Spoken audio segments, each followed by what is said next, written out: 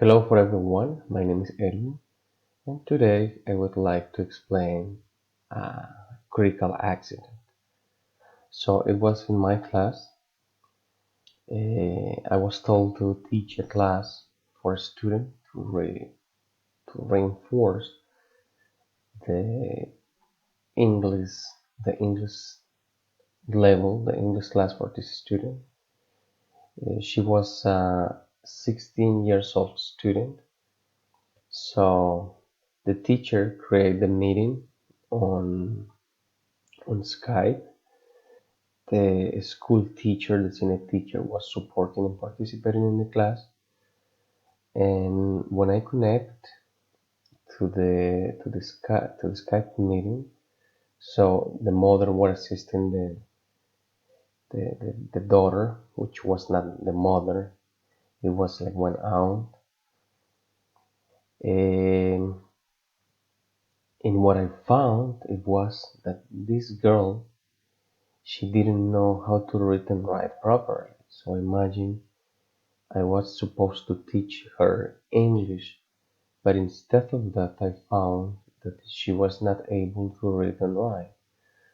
So I did prepare my class to teach her a specific topic, English topic, and then suddenly I just found myself that the contest it was absolutely different, that I had to prepare some exercises like the warm up, the exercises in all the class for a student who was not able to read and write, for reading abilities.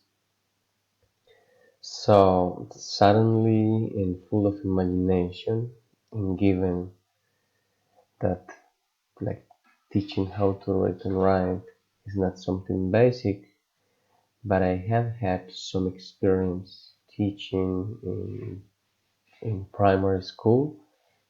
So I start with few exercises, checking on the ABC and the vowels, making specific combinations and try to identify the sounds and the specific problems that probably she was having pronouncing, not pronouncing because she was speaking properly, but at least recognizing those sounds while reading.